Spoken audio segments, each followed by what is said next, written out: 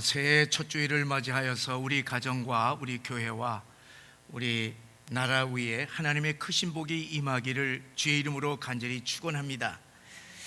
저는 오늘 본문 12절의 말씀, 연초부터 연말까지 내 하나님 여호와의 눈이 항상 그 위에 있느니라 하는 이 말씀을 붙잡고 한 해 동안 여러분들과 함께 우리 하나님께 간절히 기도하기를 원합니다. 왜냐하면 이 새해에는 우리가 직면하는 세상이 매우 어둡고 그리고 혼란한 가운데 격변이 예상되고 있기 때문에 그렇습니다.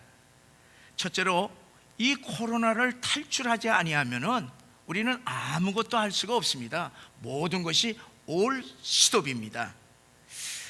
그런데 만약에 이 코로나가 이제 7월에서부터 우리가 시작이 돼서 이 올 한 해 1년 계속 이렇게 간다고 할 것 같으면은 우리나라의 경제는 이제 파탄이 되고 중소기업과 소상공인들은 더 이상 견디기 어려울 것입니다. 그리고 코로나 독재로 말미암아 우리 한국 교회들이 상당한 수의 교회가 이제 무너질 것이 예상이 되고 있습니다. 게다가 현 정부의 네임덕 현상이 가속화되게 되면은 우리 사회는 혼란이 예상됩니다. 둘째로 이번 1월 6일 수요일은요, 미국 연방 상원의원, 하원의원들이 합동으로 미국 대통령을 결정하는 아주 중요한 날이 됩니다. 공식적으로는 바이든이 당선자로 되어 있습니다만은 대대적으로 선거 부정이 밝히고 있는 이 트럼프 대통령 측에서는 이 선거를 인정하지 않고 있습니다. 누구로 결정이 되든지 이미 미국 사회는 완전히 분열되어 있습니다. 이것이 누가 되든지 간에 이제는 한 6개월 정도는 마치 내전을 치르듯이 미국 사회는 요동을 칠 것입니다. 그렇게 되면은 전 세계 국제 정치는 물론이거니와 우리나라의 안보에 아주 심각한 영향을 미칠 수가 있습니다. 그것은 바로 북한의 도발 위기입니다. 여러분, 북한은 지금 현재 이판사판입니다. 지난 1년 이상 유엔의 제재와 그리고 코로나로 말미암아 국경을 완전히 폐쇄시켰습니다. 그러다 보니까 이제는 더 이상 버틸 수 없는 지경에까지 다다랐습니다. 그대로 앉아서 죽을 것이냐, 그렇지 않으면은 전쟁이라도 일을 것이냐 하는 아주 이렇게 이판사판의 기로에 서 있습니다. 북한은 지금 핵무기가 150기를 이제 보유하고 있다고 추정을 하고 있고, 그리고 신식 이렇게 미사일을 무장을 하고 있습니다. 우리나라를 보면은 이제 38선은 이제 다 열려져 있죠. 우리 국가도 이제 내분이 있지 않습니까? 분열이 심각하지 않습니까? 그리고 미국은 내전 상황으로 치달으면서 당분간은 국제 문제에 신경을 쓸 수가 없게 됩니다. 그리고 중국과 그리고 이 러시아가 우리 한국의 영공을 갖다가서 그저 마음대로 침공을 하고 있습니다. 지금 김정은이 이런 혼란한 틈을 오판을 해서 마지막 수단으로 전쟁 도발을 할 가능성을 배제할 수가 없습니다. 전쟁이 일어난다 안 일어난다, 이거 누구든지 지금 장담할 수 없는 입장입니다. 자, 북한이 이제 만약에 미국이 이제 자기네들이 전쟁을 일으켜서 미국이 개입하려고 그러면은 150기의 이 핵무기가 있기 때문에 많은 핵무기를 가지고서 일시에 미국을 향하여서 발사하겠다, 그렇게 위협을 하게 되면요, 미국도 꼼짝할 수가 없게 됩니다. 그러한 틈을 타서 이제 단기적으로 3일 전쟁을 일으켜서 서울을 점령하게 되면 우리나라는 속수무책 당할 수밖에 없습니다. 일본 외신에 의하면 올해가 북한의 남침 최적기로 보고 지금 일본은 대비하고 있다는 것입니다. 자, 이런 상황에서 우리나라는 북한이 도발할 가능성은 생각하지도 않는 것 같습니다. 사랑하는 여러분, 올해 만약에 나라에 당면한 현실이 코로나의 장기화로 경제가 파탄이 되고 정치가 혼란스럽고 그리고 북한의 도발 위기가 고조되어서 사회가 불안하고 그리고 막 흔들린다면 우리 믿는 사람들은 어떻게 되겠습니까? 여러분, 우리가 분명히 기억하시길 바랍니다. 우리는요, 이 세상 사람들이 편안하면 우리도 편안하고 세상 사람들이 불안하면 우리도 불안하는 그러한 우리 하나님의 백성들이 아닙니다. 우리는 언제 어떠한 상황이 닥친다 하더라도 하나님 안에 있는 사람들은 두려워할 필요 없고 낙심할 필요가 없다고 하는 사실을 분명히 기억하시기를 바랍니다. 우리는 하나님이 계시는 4차원의 세계 속에서 살고 있기 때문에 하나님이 계시는 한, 하나님이 우리와 함께 하시는 한 우리는 낙심하거나 절망할 필요가 없습니다. 어떠한 역경과 절망 속에서도 하나님의 백성들에게는 하나님께서 내가 너희와 함께 하노라, 그리고 너희에게 평강과 미래와 장래를 내가 주리라, 그렇게 말씀하셨기 때문에 우리 하나님의 백성들은 이 하나님의 말씀을 믿고 어떠한 상황 가운데서도 흔들려서는 안 될 것입니다. 예레미야 29장 12절 13절의 말씀에 보면은 너희가 내게 부르짖으며 내게 와서 기도하면은 내가 너희들의 기도를 들을 것이요 너희가 온 마음으로 나를 구하면 나를 찾을 것이요 나를 만나리라, 그렇게 약속하셨습니다. 여러분, 우리는 이 말씀을 우리들이 믿고 우리들이 어떠한 상황에 대하여서 가정이든지 사회든지 교회든지 국가든지 어떤 상황 속에서든지 하나님께 간절히 기도하면 하나님께서 우리의 기도를 들어주시고 우리들에게 응답하시고 만나기를 원하면 만나게 해주신다고 하는 사실을 믿으시기를 바랍니다.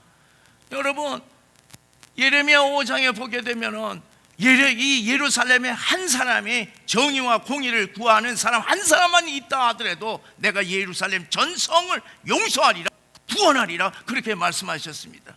여러분과 제가 이 나라를 위하여서 우리 한국 교회를 위하여서 하나님께 올해 매일매일 간절히 기도하면 이 나라가 어떠한 상황에 있든지 하나님께서 우리의 기도를 통하여서 응답해 주시고 함께 해 주시고 구원해 주실 줄을 믿으시기를 주의 이름으로 간절히 축원합니다.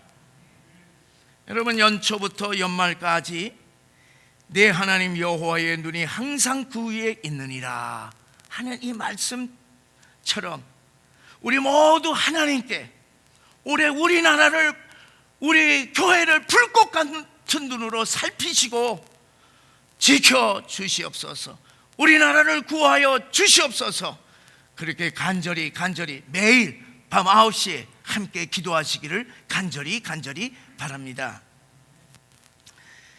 오늘 본문의 말씀은요, 모세가 이제 광야에서 이렇게 이제 낙심하고 방황하고 있는 이스라엘 백성들에 대하여서 그들을 향하여서 이 희망찬 내일의 그러한 하나님의 말씀을 선포하고 있습니다.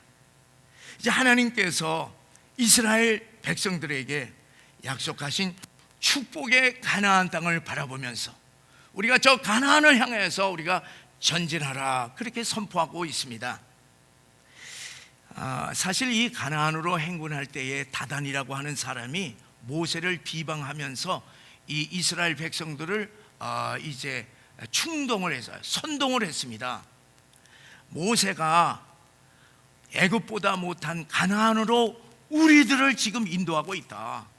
우리 애굽으로 우리가 다시 돌아가야 된다. 애굽으로 돌아가십시다. 그렇게 그냥 선동을 막 한 거예요. 이때 모세가 백성들을 향하여서 선포합니다. 이스라엘 백성들아, 하나님께서 약속하신 땅은 젖과 꿀이 흐르는 땅이라 애굽 땅과 같지 않다. 그 땅은 연초부터 연말까지 하나님의 눈이 항상 그 위에 있는 땅이라, 그렇게 선포하면서 하나님이 이스라엘 백성들에게 약속하신 그 땅에 대한 그 미래의 희망을 가지고 전진하라, 그렇게 설교하고 선포했던 것입니다. 자, 그러면 여기에서 연초부터 연말까지 여호와의 눈이 항상 그 위에 있는 땅, 다시 말하면 젖과 꿀이 흐르는 땅은 어떤 땅인가 우리가 살펴보아야 하겠습니다. 여러분, 이제 일반적으로 흔히 젖과 꿀이 흐르는 땅이라고 할 때 사람들은 어떤 땅으로 생각하겠습니까? 자, 젖이 흐르는 땅이라 할 것 같으면은 푸른 초원이 많고 그리고 많은 소와 많은 양들이 많아서 거기에서 젖을 이렇게 짜서 그 젖이 넘침으로 젖이 마치 강같이 흐르는 땅이라 그렇게 생각할 것입니다. 또 꿀이 흐르는 땅이라 할 것 같으면은 벌통에 벌이 그냥 많아서 그 벌꿀이 너무너무 많아서 이 꿀이 이제 흐르는 땅이라 이렇게 생각할 것입니다. 그런데 사실 이스라엘은요, 그렇게 벌꿀이에서 나오는 것이 아니라 이 건조한 기후에서 많은 이 열매들, 그 열매들을 짜서 그 즙에서 나오는 것이 마치 설탕과 같은 맛이 있기 때문에 그걸 꿀이라고 그렇게 말하고 있습니다. 그러니까 이 젖과 꿀이 흐르는 땅이라고 하는 것은 풀이 잘 자라는 땅이어서 농사도 잘 되고 목축도 잘 되는 아주 비옥한 땅이라 그렇게 생각할 것입니다. 그러나요, 이 실질적으로 이 성지순례에 가서 보면요, 우리가 실망을 합니다. 가나안 땅은요, 의외로 풀이 적어요. 그저 광야에 그리고 죄다 척박한 땅뿐입니다. 실질적으로 이 가나안, 이 이스라엘은요, 이스라엘 땅은 우리나라 경상남북도만한 조그마한 땅이에요. 근데 그 땅에서도 70% 80%가 광야입니다. 그리고 오늘 여기 말씀에 있는 것처럼 산과 골짜기로 되어 있다고 하는 것입니다. 그러니까 척박한 땅이지요. 그저 이 비옥한 땅은 어디에 있느냐면은 갈릴리 호수 그 주변에 이 평야 지대만이 비옥한 땅입니다. 자, 거기다가 1년의 절반 이상이 열대 건조한 기후로 말미암아 이 자연 환경은요 열악합니다. 1년에 2번 비가 오는 거예요. 그러니 얼마나 척박하겠습니까? 거기다가 지하 자원 별로 없어요. 자, 그게 이런 이 자연 환경에다가 지정학적으로 보게 되면요, 이 강대국들의 틈바구니 속에 끼어 있기 때문에 언제나 이 이스라엘은요 전쟁, 외세의 이 압박에 늘 시달리고 있었습니다. 그러니까 전쟁에 그냥 늘 휘말렸어요. 자, 그런데다가 이 가나안 땅은요, 애굽 땅과 차이가 있습니다. 애굽 땅은 이 나일강에 의존하는 땅이에요. 그래서 비가 오지 않아도 나일강에서 물을 끌어와서 얼마든지 농사를 지어서 이제 풍요로운 이 결실을 맺을 수가 있습니다. 여기 오늘 본문에 보면은 이 발로 이 물수레를 이렇게 발로 이렇게 하면 이 수레가 이렇게 올라와서 물을 이렇게 부어서 마치 채소, 그냥 손으로 그냥 채소 가꾸듯이 곡식을 할 수 있을 정도로 이 나일강에 의존해서 이제 이 농사를 짓습니다. 그러니까 이 애굽 땅은 어떤 땅이냐? 인간이 노력한 만큼 결실을 맺는 땅이에요. 그런데 가나안 땅은요 전혀 그렇지가 않습니다. 가나안 땅은 어떤 땅이냐 하면은 이 하늘에서 비만 오기를 기다리는 땅이에요. 이거 비가 온다 하더라도 2번뿐이 안 오고요. 그 다음에 비가 온다 하더라도 이 물을 받아낼 수가 없습니다. 이 땅 자체가 어떤 땅이야? 이 물을 갖다서 흡수해 버리는 땅이에요. 그래서 하늘에만 의지하는 땅이에요. 애굽의 땅은 인간의 노력에 의하여서 결실을 맺는가 하면은 이 가나안 땅은 하나님이 비를 내 주셔야만 되기 때문에 항상 하나님을 의지해야만 풍요로운 삶을 살 수 있는 것이 이것이 가나안 땅인 것입니다. 그런데 그러니까 이제 애굽에 비해서는 이 가나안 땅은요, 농사 짓는 데가 뭐냐면은 이렇게 적합하지 않고 비교가 되지를 않습니다. 그리고 이 가나안 땅에는 강이 있어봐야 요단강 하나예요. 근데 이 요단강은 나일강에 비하면 개울과 같은 그런 수준입니다. 그러니까 애굽 땅과 가나안 땅은 비교가 되지를 않습니다. 그런데 하나님께서는 이렇게 농사짓기에 척박한 이런 산과 골짜기가 있는 이 땅을 젖과 꿀이 흐르는 땅이라 그렇게 말씀하시는 것이에요. 합리적인 눈으로 보게 되면은 애굽 땅이 더 좋은 거야. 그런데 이 모세는 이 가나안 땅이 젖과 꿀이 흐르는 땅이라고 그렇게 얘기하는 겁니다. 이것은 무엇을 의미하겠어요? 영적인 의미를 말해주고 있습니다. 가나안 땅에 젖과 꿀이 흐르는 땅이라고 하는 데는 세 가지 영적인 의미가 있습니다. 그 첫 번째는 12절에 있는 말씀처럼 내 하나님 여호와께서 돌보아 주시는 땅이라 했습니다. 가나안 땅의 자연 환경이나 지리적인 조건은요, 결코 젖과 꿀이 흐르는 땅이 아닙니다. 그러나 하나님께서 돌봐 주시는 땅이기 때문에 젖과 꿀이 흐르는 땅이라는 것입니다.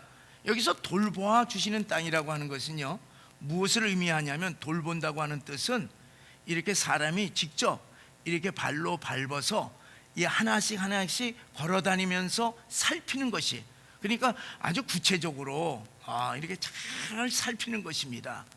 하나님께서 직접 몸소 가나안 땅은 밟고 살피는 땅이기 때문에 젖과 꿀이 흐르는 땅이라 그렇게 말하는 것입니다.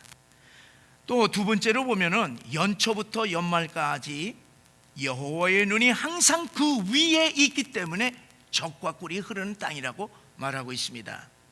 자, 이 말씀은 뭐냐? 하나님께서 가나안 땅을 연초부터 연말까지 365일 불꽃 같은 눈으로 항상 살피시고 항상 지키시고 보호해 주신다는 얘기입니다. 여러분, 하나님께서 그렇게 하시기 때문에 아무리 척박한 땅이라도 젖과 꿀이 흐르는 땅이 될 수밖에 없다는 것입니다. 여러분, 사람도요, 이렇게 척박한 땅을 사람이 노력해서 얼마든지 개간을 해서 옥토로 만들 수가 있습니다. 그런데 하물며 하나님께서 못하겠습니까? 하나님은 때에 맞추어서 아주 적절하게 이른 비와 늦은 비를 주시기 때문에 그 척박한 땅이 풍요로운 땅이 된다는 말씀입니다. 자, 그러면은 왜 하나님께서 연초부터 연말까지 그 땅에 관심을 두시고 그 위에 항상 눈을 띄지 않으려고 고정시키는 이유가 무엇인가? 왜 그 땅에 대해서 그렇게 관심이 많으신가? 우리가 생각해 봐야 되겠습니다. 왜 하나님께서는 다른 지역의 땅을 보시지 아니하고, 얼마든지 좋은 땅도 많은데 왜 구태여 이렇게 가나안 땅, 그 작고 척박한 땅을 지정하여서 하나님의 백성들에게 이것은 내가 너에게 주는 축복의 땅이라, 약속의 땅이라 그렇게 말씀하시는 것인가? 우리가 생각해야 됩니다. 여러분, 그래서 하나님의 말씀을 보게 되면 참 놀랍습니다. 이 가나안 땅은 어떤 땅이냐? 지구의 중심이기 때문에 그렇습니다. 지구의 중심이기 때문에 항상 하나님께서는 그 중심을 통하여서 하나님께서 역사하시기 때문에 항상 하나님의 관심을 두실 수밖에 없다는 것을 우리는 에스겔 38장 12절의 말씀을 통하여서 우리가 알 수가 있습니다. 이 에스겔 38장 12절에 보면은 가나안 땅에 거하는 이스라엘 백성들을 뭐라고 말을 하고 있느냐 하면은 세상 중앙에 거하고 있는 백성들이라 그렇게 기록하고 있습니다. 이것은 가나안 땅의 세계적인 위치를 말씀하고 있습니다. 여러분, 우리가 지도책을 갖다가서 딱 이렇게 펴보세요. 그러면은 이 지구상의 중심이 어딘가 하는 것이 딱 나오게 되어 있습니다. 여러분, 이 지구상에서 세 개의 대륙이 만나는 곳은요, 딱 한 군데가 있는데 그것이 가나안 땅입니다. 자, 우리 가나안 땅을 우리가 생각해 보세요. 이 서쪽으로는요, 지중해 바다가 있습니다. 그러니까 그건 나갈 수가 없죠. 그런데 이 오른쪽 이 동쪽으로는 아시아 대륙이 있고, 그리고 이 밑에 남쪽에는 애굽이 있습니다. 그 다음에 이 북쪽에는 유럽으로 연결되어 있습니다. 그래서 이 세 개 대륙이 딱 만나는 곳이 바로 가나안 땅입니다. 자, 그래서 이제 이것은 무엇을 얘기하냐면은, 가나안 땅이 지구의 중심이면은 이름은 뭐예요? 우주로 비교하면 어떻게 돼요? 우주의 중심이 어디냐? 가나안 땅이 된다고 하는 사실입니다. 자, 그래서 이 가나안 땅이 우주의 중심에 위치해 있기 때문에 하나님의 관심의 초점이 될 수밖에 없는 것입니다. 그래서 연초부터 연말까지 영원토록 하나님의 눈이 그 위에 초점을 맞추고 있다는 사실입니다. 여러분, 이 가나안 땅 중에요, 그 중에 가장 중심이 되는 곳이 어디 있겠습니까? 두말할 것도 없이 예루살렘 성이죠. 예루살렘 성의 중심이 되는 곳이 어디겠습니까? 두말할 것도 없이 하나님의 집인 예루살렘 성전이 되게 성전입니다. 자, 솔로몬 왕이 이제 솔로몬 성전을 다 건축한 후에 하나님께 이제 낙성식을 이렇게 할 때에, 제사를 드릴 때 하늘에서 불이 떨어집니다. 그리고서 말씀하는 것이 무엇이냐 하면은, 하나님께서 내 눈과 내 마음이 항상 여기에 있으리라, 그렇게 말씀하고 있습니다. 우리 역대하 7장 16절의 말씀을 우리 함께 읽어보시겠습니다. 시작. 내가 이미 이 성전을 택하고 거룩하게 하여 내 이름을 여기에 영원히 있게 하였음이라. 내 눈과 내 마음이 항상 여기에 있으리라. 여러분, 하나님의 마음과 눈이 어디 있습니까? 언제나 하나님의 성전이 있다는 게 우리 가정이 아닙니다. 이 회사 사업장이 아니에요. 하나님의 마음과 하나님의 눈은 어디에 있느냐? 하나님을 위하여서 영광 돌리기 위해서 하나님의 백성들이 모이는 하나님의 성전에 하나님의 마음과 하나님의 눈이 언제나 그 위에 있다고 하는 사실을 마음속에 깊이 명심하시기를 바랍니다. 사랑하는 여러분, 하나님의 눈이 영원히 떠나지 않는 곳이 가나안 땅이기 때문에 하나님께서는 독생자 예수 그리스도를 이 땅에 보내실 때에 어디로 보내셨느냐 하면 이곳 가나안 땅으로 보내셔서 온 인류를 구원하시는 구원 사역을 펼치시기 하셨다고 하는 사실을 우리 아시기를 바랍니다. 우리 예수님도 보세요.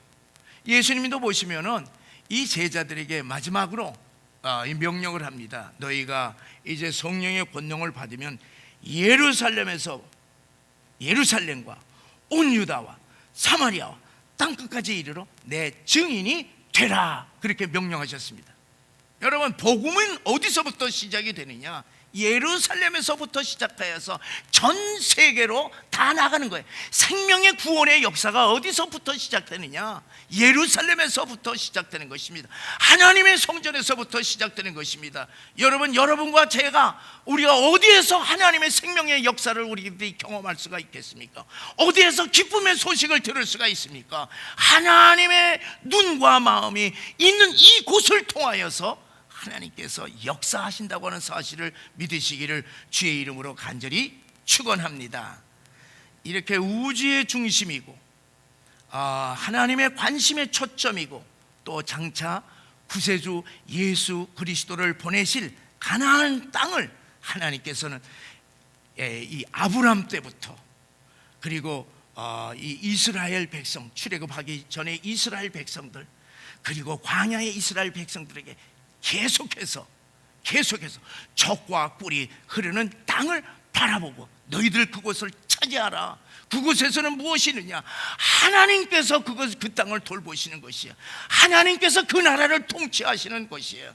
그래서 이 젖과 꿀이 흐르는 땅, 세계의 중심, 그곳을 항상 바라보도록 그렇게 모세를 통해서 명령을 하게 했던 것입니다. 자, 그런데 말이에요, 이스라엘 역사를 우리들이 보세요. 이 지구의 중심인 가나안이 그 지정학적인 조건으로 말미암아 늘 외세에 시달렸거든요. 그러나 하나님께서 함께 하시니까 어떤 역사가 일어나느냐? 외세에 시달리는 땅이 아니라 주변에 있는 모든 국가를 전부 다 이 지배하는 국가가 되었던 것입니다. 그래서 이 주변에 있는 모든 국가들이 이 이스라엘에게 귀한 보물, 조공을 바쳤던 시대가 있었습니다. 어느 시대겠어요? 다윗 왕의 시대, 솔로몬 왕의 시대였습니다. 특별히 솔로몬 왕 시대에는요, 나라가 융성해 갖고서 이제 어떤 역사가 있었냐면은 이 은을 그냥 아주 귀하지 않을 정도로 그냥 흔한 것으로 그렇게 할 정도로 부강했어요. 어떻게 해서 부강해졌느냐 하면은 밑에서 애굽에서 올라오는 사람들, 그 다음에 이 동쪽에서 아시아에서 이 가나안으로 오는 사람들, 유럽에서 오는 사람들, 오고 가는 모든 나라, 모든 사람들, 모든 상인들에게 통행세를 받았습니다. 그래서 통행세를 받으니까 그 돈이 얼마나 했겠어요. 그래서 이 솔로몬 왕 시대 때는요, 통행세를 받아서 부강한 나라가 되었고 풍요를 누렸던 것입니다. 자, 그렇기 때문에 아무리 척박한 조건이라 할지라도 하나님이 함께 하시니까 가장 잘 살 수 있는 그러한 조건으로 바뀐 것입니다. 그와 반대로 하나님을 떠나 우상 숭배를 하니까 어떤 역사가 일어나냐면 하나님께서 이방 족속들을 통하여서 전쟁을 일으켜서 이스라엘 백성들을 갖다가서 지배하게 만들었습니다. 전염병을 통하여서 그들을 심판했습니다. 그리고 하늘에서 비를 그치고 그리고 기근이 닥쳐오게 했습니다. 바알을 극심하게 섬겼던 아합 시대에 보게 되면 3년 6개월 동안 비가 내리지 않았습니다. 왜? 하나님을 떠났기 때문에 그랬습니다. 이 가나안 땅은 어떤 땅이냐? 전적으로 하나님을 의지해서 살게 되면은 적과 꿀이 흐르는 땅으로 변화되었고, 하나님을 멀리 떠나 하나님을 버리게 되면 그냥 그대로 황무지 땅이 되어버린 것이, 이것이 가나안 땅인 것입니다. 그러므로 여러분 분명히 아시기를 바랍니다.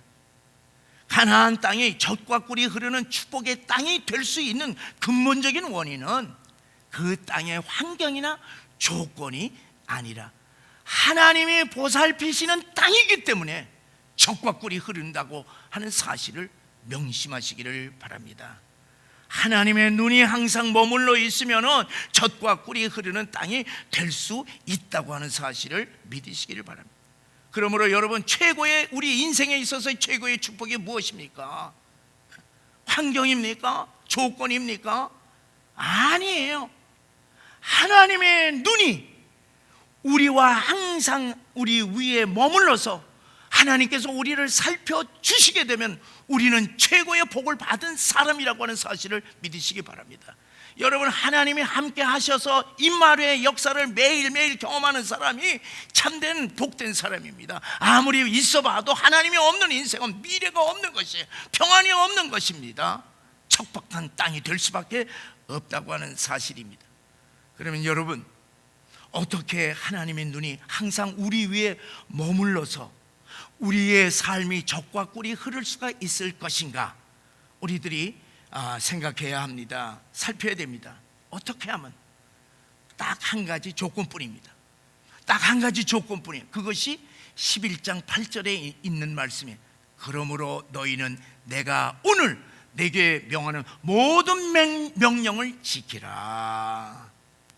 하나님의 명하시는 말씀 순종하라는 것입니다.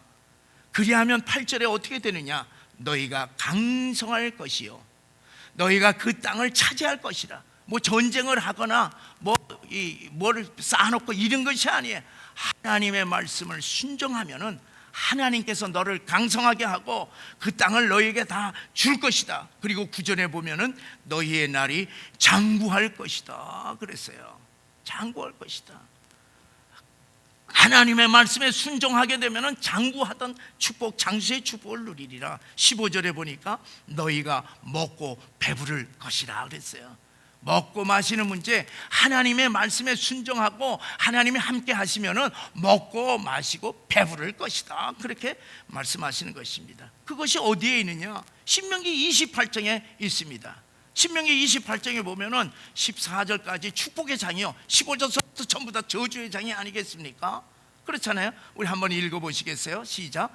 내가 내 여호와 하나님 말씀을 순종하고 너를 세계 모든 민족 위에 뛰어나게 하실 것이요, 내가 성읍에서도 들에서도 복을 받고 내 떡반죽 그릇이 복을 받고 들어와도 나가도 복을 받으리라 그랬어요. 여러분, 우리에게 복과 저주가 딱 있는데 우리가 하나님의 말씀을 순종하면은 복이 오는 것이요, 들어가도 나가도 복을 받고 그렇지 않으면은 저주를 받으리라. 이것이 하나님의 말씀인 것입니다. 하나님의 말씀은 복잡하지가 않습니다. 그렇기 때문에 아무리 척박해도 적과 꿀이 흐르는 축복의 땅이 될 수 있는 비결은 무엇이냐 하면은 말씀에 대한 순종이라고 하는 사실입니다. 사랑하는 여러분, 2021년 험난한 새해를 우리가 출발하면서 연초부터 연말까지 하나님의 눈이 항상 우리 가정과 우리 교회와 우리 나라 위에 있게 하여 주시옵소서. 늘 매일 기도 시간마다 기도하시기를 주의 이름으로 간절히 축원합니다. 그리고 또 하나, 우리들이 올 한 해 우리들이 마음속에 깊이 간직하고 기도할 것이 있습니다. 그것은 다른 것이 아니라 무너진 우리의 예배를 회복하는 것입니다. 여러분, 예배라고 하는 것은 하나님께 영광 돌리기 위하여서 하나님의 백성들이 모여서 예배를 드리는 것입니다. 내 개인이 아니에요. 하나님의 백성들이 함께 예배를 드릴 때에 하나님께서 그 예배를 통하여서 우리들에게 구원의 역사, 죄사함의 역사, 그리고 필요한 모든 것들을 다 공급해 주십니다. 사랑하는 여러분, 우리의 이 예배가 회복되지 아니하면은 하나님의 놀라우신 역사가 우리 기대할 수 없을 뿐만 아니라 적과 꿀이 흐르는 땅을, 우리 가나안 복지를 우리 가정에서, 우리 사업에서, 이 나라에서 우리들이 차지할 수 없다고 하는 사실을 믿으시고, 하나님, 우리 교회 예배 회복시켜 주시옵소서. 우리 한국교회 무너진 이 예배를 회복시켜 주시옵소서. 올해 기도하시기를 주의 이름으로 간절히 축원합니다. 하나님께서 불꽃 같은 눈으로 우리를 지켜주시고 인도해 주시는 한 아무리 코로나의 음침한 골짜기를 다닐지라도 우리 두려워할 필요가 없습니다. 여러분, 하나님은 우리와 함께 하시는 것 아니겠습니까? 여러분, 우리가 지난 1년 동안 처음에는 어려웠어요. 처음에 우리 다 두려웠어요. 근데 1년 동안 우리들이 보세요. 예배에 모여서 사회적 거리 딱 지키고 마스크 딱 하고 그리고 예배만 드리고 할렐루야 하고서 가니까 은혜 충만해져. 무슨 병이 있습니까? 여러분, 우리들이 이 코로나의 위협이 앞으로 올라가든 내려가든지 우리 두려워할 필요 없다고 하는 사실을 믿으시기를 바랍니다. 그리고 또한 우리나라의 정치, 경제, 안보, 사회 모든 분야가 요동치고 무너질 것 같아도, 그리고 이 북한의 도발 위기가 고조된다 할지라도 하나님의 눈이 우리나라 위에 있는 한 두려워할 것이 없습니다. 여러분, 전능하신 하나님께서 우리에게 딱 말씀 하나만 하면 그만이에요. 내가 너희에게 북한을 붙이노라. 하나님의 손에 모든 나라의 운명이 다 있습니다. 그래서 성경에 보면은 내가 올라가라 쳐라 그럼 끝나는 것이에요. 여러분, 우리들이 매일 기도하는 것 있지 않습니까? 저 김정은 정권 하나님이여 무너지게 하여 주시고 2,500만 백성들을 해방시켜 주셔서 우리 한반도가 온전히 하나님의 제사장 국가가 되게 하여 주시옵소서. 이것이 우리들의 영원한, 우리들이 해방될 때까지 기도의 제목 아니겠습니까? 사랑하는 여러분, 분명히 기억하시길 바랍니다. 하나님은요, 저는 늘 기도하기를, 하나님은 우리 한국 교회를 사랑하시는 것이, 우리 대한민국을 사랑하시는 것이, 여러분, 우리 하나님의 마음 가운데 중심에는 무엇이 있느냐? 우리 한국 교회들이 있습니다. 우리 대한민국이 있습니다. 그렇기 때문에 우리는 아무것도 없는 척박한 땅과 같은 대한민국에서요, 오늘날 70년 동안 이렇게 부강하게 잘 살지 않습니까? 그런데 우리들이 온전히 하나님의 순종하지 못했기 때문에 오늘날 이와 같은 어려운 일을 우리들이 당하고 있습니다. 그러나 하나님은요, 우리를 사랑하시고 하나님의 마음은 전 세계에서 우리 대한민국 하나라고 하는 사실을 아시기 바랍니다. 왜? 하나님께서 오늘날 이 마지막 시대에 영적인 제사장 국가로 삼으셔서 우리를 통하여서 전 세계에 복음이 막 들어가기 때문에 하나님께서는 우리나라를 구원해 주시고 그리고 함께 하시고 다시 회복시켜 줄 줄 믿으시고 우리들이 하나님께 늘 기도하시는 여러분과 제가 되시기를 주의 이름으로 축원합니다. 시편 121편에 보면은 우리 다 같이 읽겠습니다. 우리 다 같이 읽겠습니다. 시작. 이스라엘을 지키시는 자는 졸지도 아니하고 주무시지도 아니하며 너를 지켜 모든 환난을 면하게 하시며 또 내 영혼을 지키시리라. 여호와께서 너의 출입을 지금부터 영원까지 지키시리로다. 그러므로 사랑하는 여러분, 2021년이 비록 광야 황무지 같은 새해라 할지라도 우리 모두 기도 시간마다 하나님의 불꽃 같은 눈으로 우리를 항상 지키시며 보호하여 주시옵소서. 기도하시기를 주의 이름으로 축원합니다. 우리 모두 주님이 우리와 함께 하심을 믿고 내게 주시는 말씀, 또한 매주일마다 이 강단에서 선포되는 말씀에 순종하시면서 2021년을 젖과 꿀이 흐르는 복된 한 해로 만드시기를 주의 이름으로 간절히 축원합니다.